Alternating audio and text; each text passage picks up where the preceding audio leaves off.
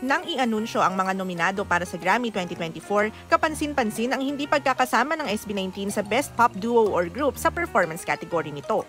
Unang yugto pa lang ba ito ng SB19 sa international scene? Tanong ng marami. Sa isang banda, may mga nagsasabing ito'y parte ng mas malaking plano na ang Grammy ay isang hakbang patungo sa mas malaking tagumpay. Subalit, hindi maitatanggi ang pagkadismaya ng ilang 18 sa balitang ito. Hindi maikakaila na nakakapanghinayang ang hindi pagkakasama ng SB19 sa mga nominado para sa Grammy 2024 at bagamat ito'y naging usap-usapan, may pananaw na ang simpleng pagkakakonsider pa lang sa kanila para sa prestihiyosong award na ito ay isang malaking tagumpay na.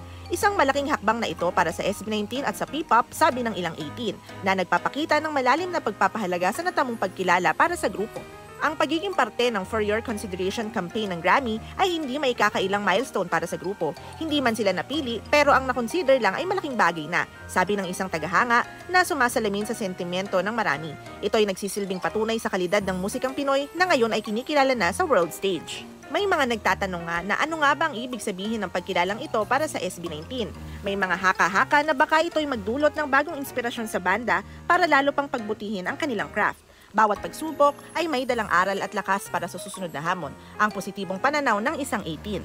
Tulad ng sabi ng isang fan, ang importante ay kung paano tayo bumangon at kung paano natin haharapin ang bagong kabanata. At para sa 18, ang bawat hakbang ng SB19 ay isang pagkakataon para ipakita ang galing ng Pilipino sa buong mundo. Sa kabilang dako, may mga 18 na nanatiling positibo. Para sa kanila, ang hindi pagkakasama sa Grammy ay simpleng paalala lang na may tamang oras para sa lahat. Lahat ng successful artists ay dumadaan sa ganitong pagsubok. Baka sinasabi lang ng tadhana na hintay ka lang at wag na wag susuko, sabi ng isang hopeful fan.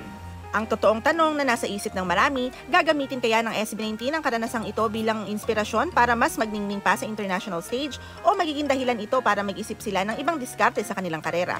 Ang di natitinag na suporta ng 18 ay patunay na may tiwala sila sa grupong ito.